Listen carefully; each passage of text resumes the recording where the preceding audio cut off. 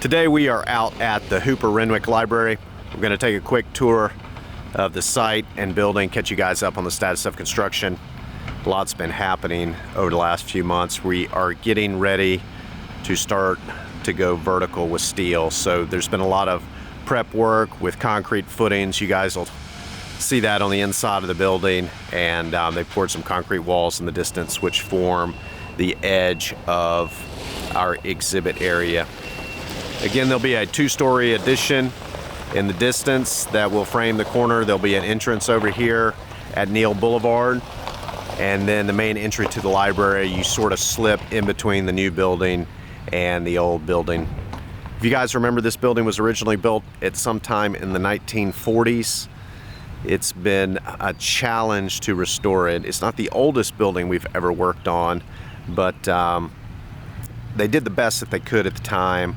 We've really gone in and reinforced the foundations and the roof and these windows. You guys will be able to see some of that.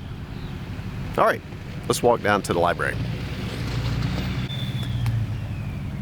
So the main entrance is where the truck is leaving the site right now.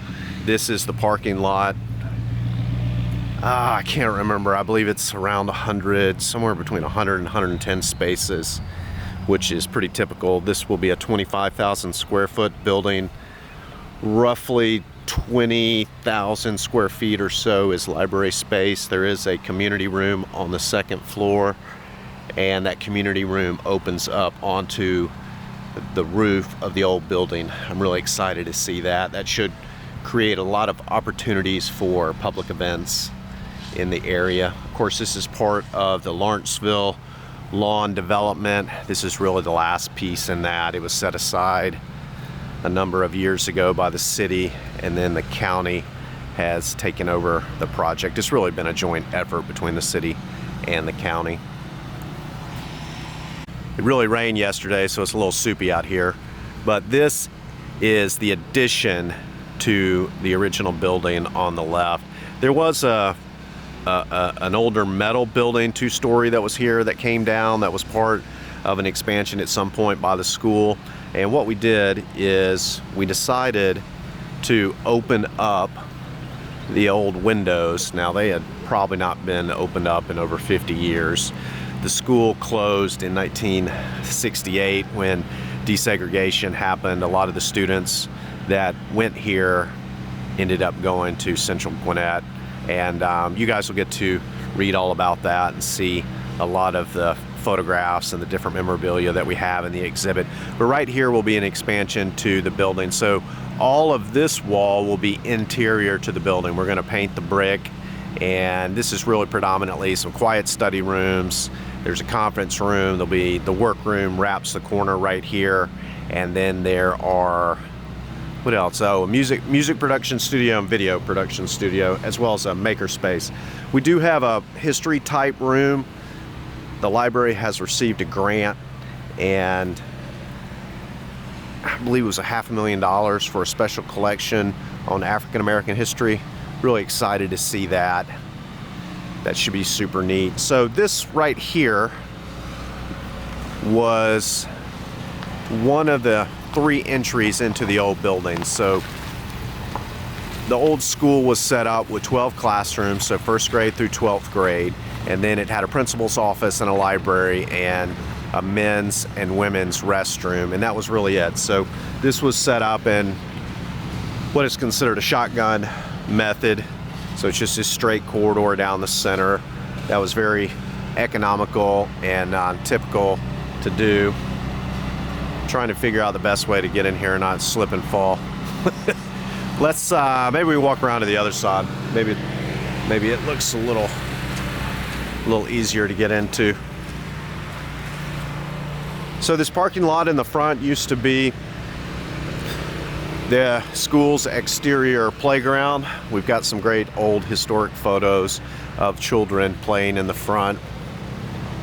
Again, if you guys don't know the history, this was the only school in Gwinnett County, with the exception, I believe there was one in Beaufort, that if you were black in Gwinnett, you had to attend this school prior to 1968, so before desegregation.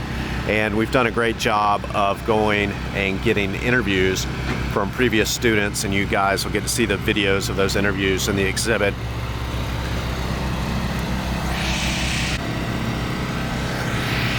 So we've got some of the steel in front of you. We did these double channel columns. You'll be able to see through them on the inside of the library. That's one of our kind of signature elements. So the guys, looks like they're packing some of these footings, pouring the last of them before this steel goes in. So all the steel's here, prepped and ready. We'll get the crane out here and start putting the pieces together. It's really pretty amazing. Goes together kind of like an erector set. All the different connections, everything's just bolted together, just all held up with bolts. So right here we've got the exhibit area.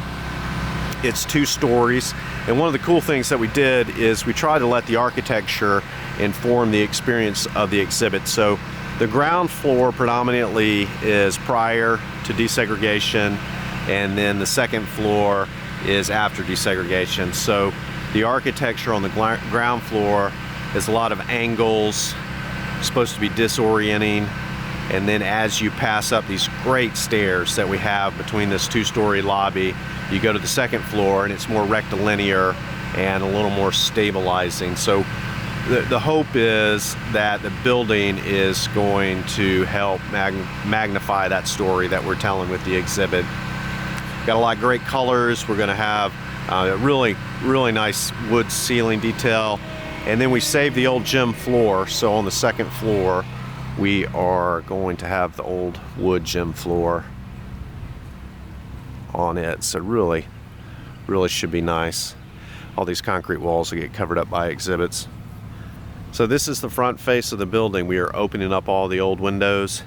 Each of the classrooms had 3 windows, and I can't find any evidence that it ever had any air conditioning or heat. So these windows, they were operable. So I'm sure what they did is they just opened up the windows.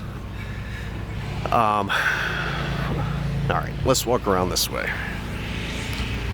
So this is a protection mat right here. The idea is to keep the concrete nice and clean. We are exposing the concrete floor in the exhibit area. And again, concrete is a cold material, so that's supposed to be destabilizing in that period before desegregation. And then we use the warm wood on the second floor to hopefully show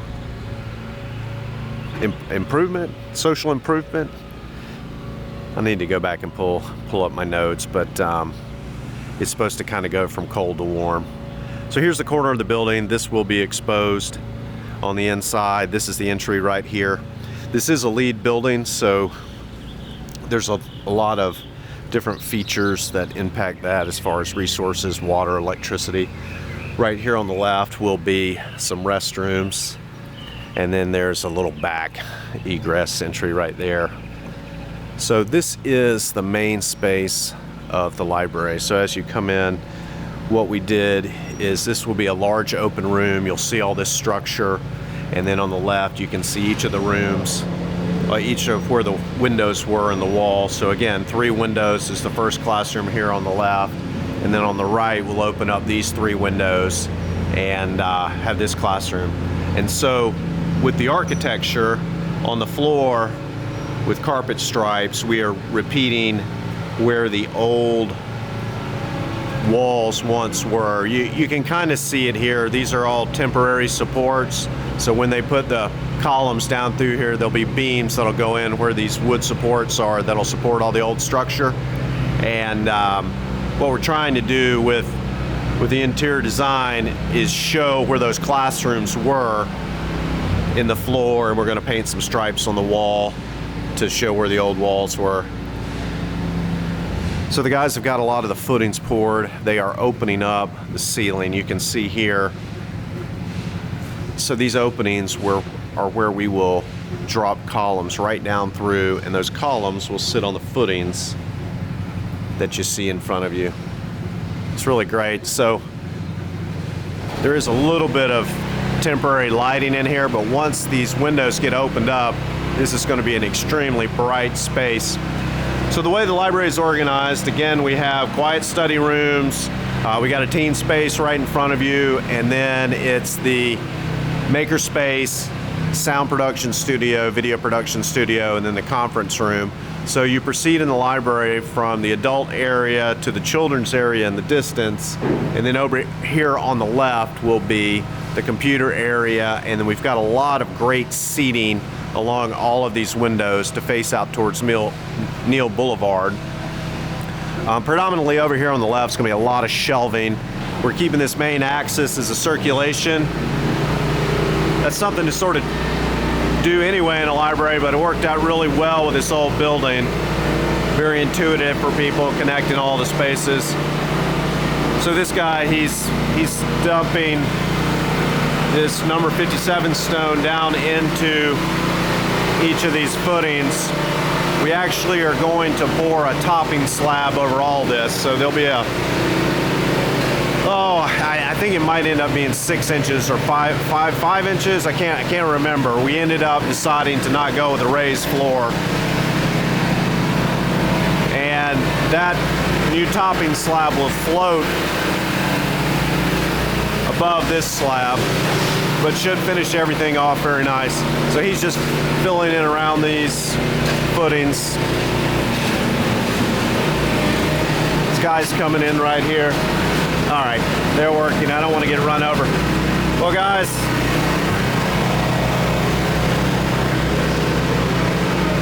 that is the library.